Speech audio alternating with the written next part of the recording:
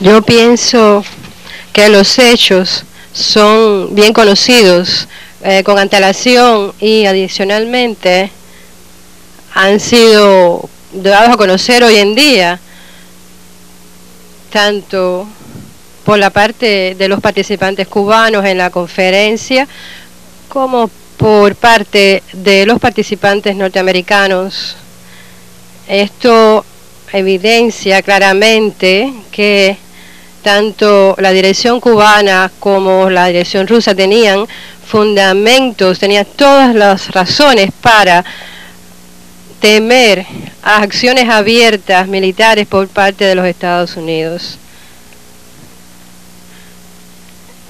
Hace 10 años, aquí estuvo en La Habana y después en Moscú, y anteriormente en Moscú, Robert McNamara, que con mucha claridad dijo que si él hubiese estado en el lugar de la dirección cubana y en el lugar de los dirigentes rusos, también hubiera temido la intervención de los Estados Unidos en Cuba.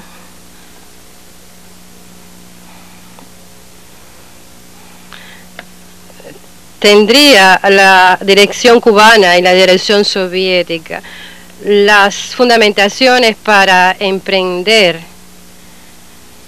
los pasos correspondientes que prevendrían estas acciones hostiles por parte de los Estados Unidos.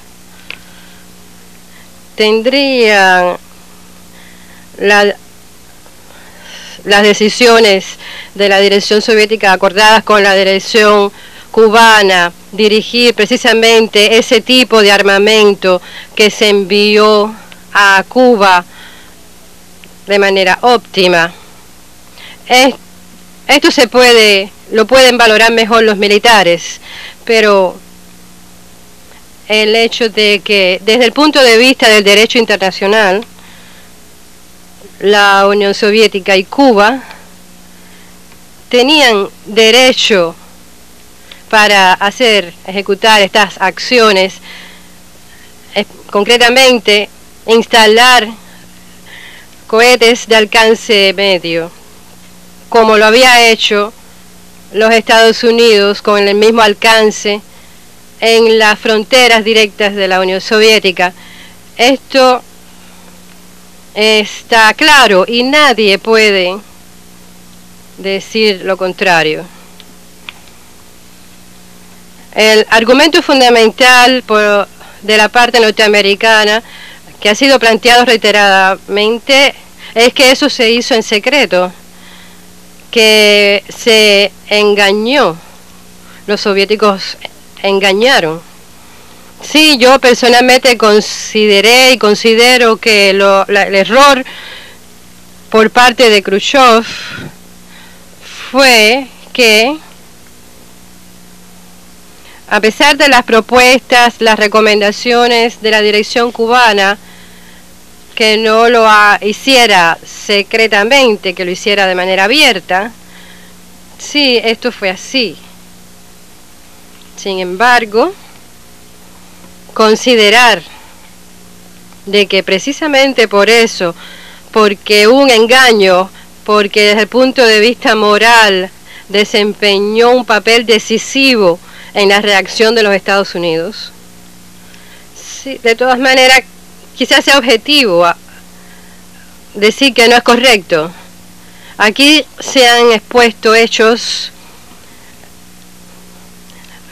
cosas amorales y actos concretos por parte de los Estados Unidos que, por el aspecto moral de la acción de la Unión Soviética,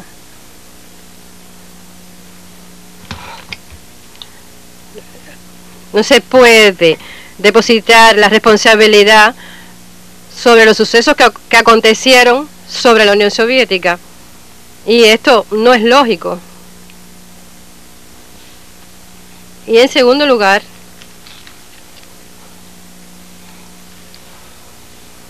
sí, la instalación de los misiles soviéticos en Cuba en cualquiera de sus variantes, ya sea abierta, de manera oculta.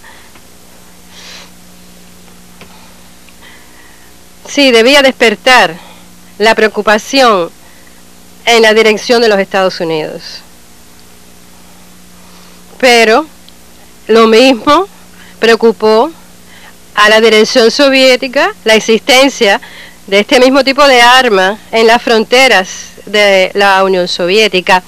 Pero la Unión Soviética no emprendió ningún tipo de acción dirigida a obligar a los Estados Unidos a retirar sus misiles. La dirección de los Estados Unidos puso la situación de esta manera. Nosotros nos vimos obligados a retirar estos misiles a cualquier precio. ¿Pero por qué? Es que esto fue la segunda causa del surgimiento de la crisis. Sí, obligar. Esto es una experiencia amarga tanto para nosotros como la Unión Soviética tuvo que tragarse su buche amargo. Y sin embargo no hubo ninguna crisis italiana, inglesa, y precisamente las acciones de los Estados Unidos de establecer un bloqueo, exigir el retiro de los misiles, fue un paso que condujo a la crisis. Y la respuesta posiblemente es muy sencilla. Los Estados Unidos en aquel momento tenían, según los cálculos de McNamara, 17 veces más medios nucleares que los soviéticos. Por eso los Estados Unidos se permitieron asumir esa línea. La Unión Soviética en ese momento no podía permitirse exigir el retiro de los misiles de Turquía, de Italia, antes de la crisis, porque tenía 17 veces menos y era más débil. En última instancia, las acciones, incluso de la jefatura tan intelectual que tenía Kennedy, fue en sentido general un reflejo de que el fallecido senador Fulber lo consideró un excesivo intercambio de fuerzas. Y yo pienso que Douglas Dillon, en su entrevista a Jim Monblay y General Lang en el 87, también mencionó con mucha precisión por qué los Estados Unidos actuaron de esa manera en el año 62 y dijo directamente: si la Unión Soviética hubiese tenido esa supremacía con respecto a los Estados Unidos, como la que teníamos nosotros en el 62, nosotros hubiésemos tenido las manos atadas de la misma manera que la tenían los rusos en ese momento. Lamentablemente, es muy lamentable que las acciones desde posiciones de fuerza conduzcan y existan, e incluso se manifiesten claramente hoy en día en las acciones de la dirección norteamericana.